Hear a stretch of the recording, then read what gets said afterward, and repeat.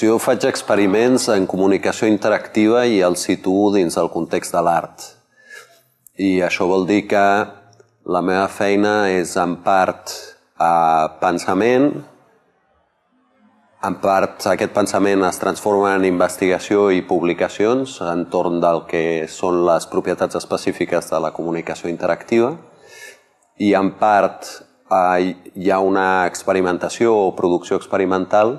de treballs que sovint agafen la forma i les maneres d'una instal·lació interactiva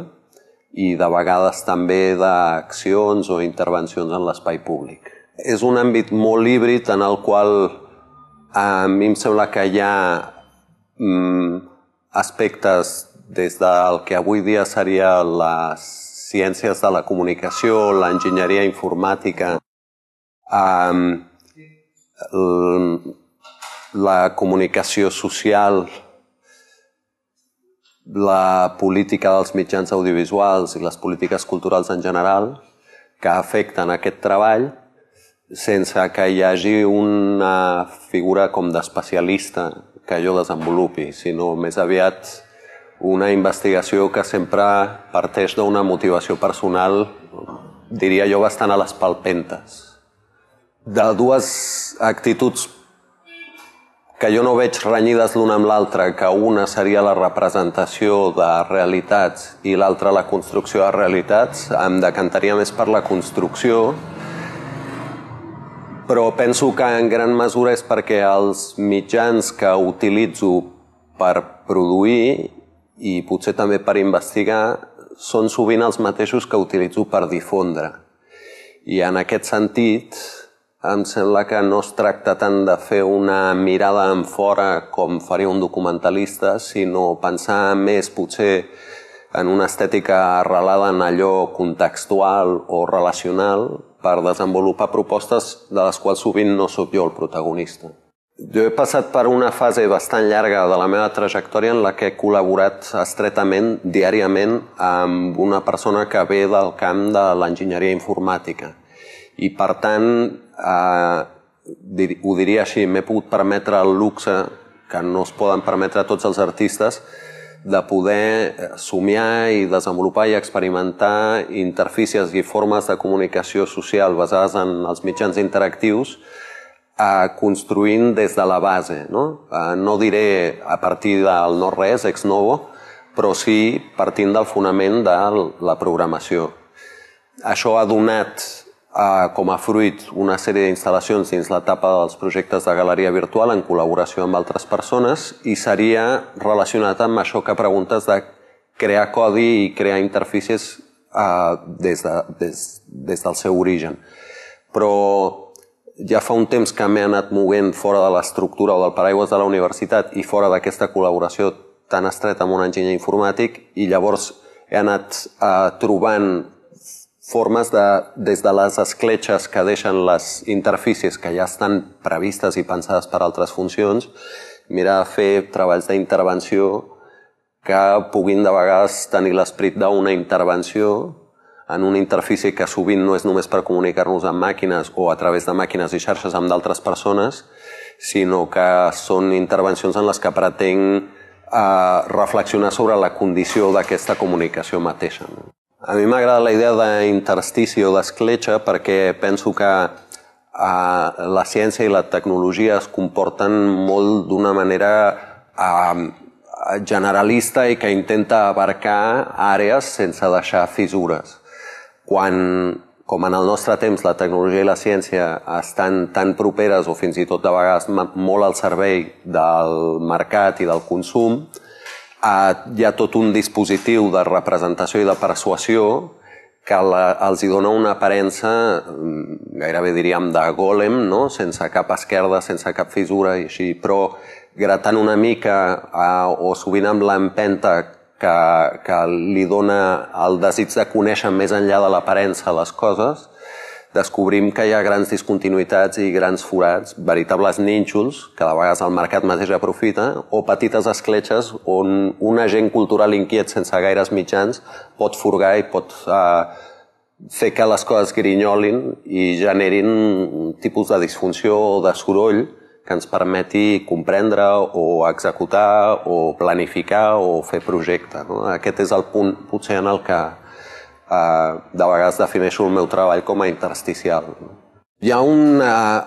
gran diferència entre com la societat valora i tracta la gent que investiga en l'àmbit científic, en l'àmbit tecnològic i en l'àmbit cultural, humanístic, artístic. Els investigadors que tenim una arrel més en els camps de les humanitats i les arts envegem l'enorme precarietat de l'investigador científic i tecnològic i això ja et dona bastant la pista de quin és el panorama de la gent que ens podem moure en això. Som una colla de persones que podem desenvolupar això gairebé com un hobby de gent rica. I això em crea una molèstia i una insatisfacció enorme perquè penso que la democratització de la cultura passa per proveir els mitjans d'investigació, d'experimentació i de producció als ciutadans. I estem molt lluny d'això. Diria que no només estem lluny, sinó que hi ha clars símptomes de que hi ha retrocessos. Crec que la cultura s'ha convertit molt en un àmbit d'aparador que s'utilitza de forma partidista, sigui qui sigui que està al govern, però que rarament es pregunta a ningú d'on surten les coses que han d'omplir aquell aparador. És a dir, no es creen les condicions perquè hi hagi investigació, producció, experimentació en l'àmbit de les humanitats i les arts. Els ciutadans i ciutadanes del nostre temps no són competents, no estan preparats, no han tingut els mitjans per comprendre el coneixement del nostre temps. La física, la química que s'ensenya avui dia en els batxillerats és la del segle XIX. Els programes d'arts i humanitats dels batxillerats arriben més o menys fins a la meitat del segle XX i ens trobem amb moltes pràctiques culturals que són presents en la nostra societat però que estan absolutament aïllades. Jo crec que hi ha un enorme divorci entre art, ciència, tecnologia i societat. En el meu cas, no hi ha tant la voluntat d'establir un diàleg simètric amb la societat com de desenvolupar algunes inquietuds i problemes que provenen d'un àmbit de coneixement que és un cos de pràctiques i de coneixements més o menys dispers, que es va agregant i es va organitzant en la mesura en què hi ha una funció també educativa o formativa en el meu perfil, en la meva interacció amb la universitat o amb diferents festivals i propostes que tenen una dimensió pública, però que en canvi diria que els puntals d'aquestes formes de coneixement estan fora del registre cultural de la societat que m'envolta. Penso que això pot no ser problemàtic per a algú que es dediqui a la mecànica quàntica i pensar que la gent en el seu dia a dia pot funcionar perfectament amb la física del segle XIX, però que hi ha molts aspectes del que és el meu treball artístic o el seu rerefons humanístic que realment és una pena que no estigui present en els programes d'estudi, que no hi hagi una articulació fins que els ciutadans, alguns inquiets, arriben a la universitat o arriben al museu i que no s'ho hagin trobat abans i que no tinguin cap obligació d'haver-s'ho trobat abans. Penso que estem formant en aquestes societats productors pocs, consumidors gairebé tots, hiperconsumidors, diria, però hiperconsumidors d'un tipus de cultura que és simplement la cosmètica d'algun tipus de consum. I molt sovint és un consum acrític i és un consum parasitari que, per exemple, avui dia hi ha moltes dificultats per identificar la figura de l'autor, que per mi és veritablement crucial en tot aquest tema.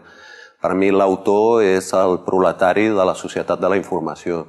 i mentre ho siguin no hi haurà societat del coneixement. Penso que igual com el primer capitalisme de la revolució industrial primera es basava en l'explotació de la mà d'obra i dels recursos naturals dels països que eren les colònies, en aquest moment el nou capitalisme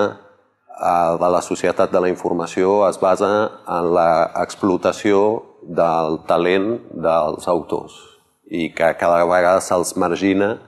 més, se'ls precaritza més, se'ls proletaritza en definitiva.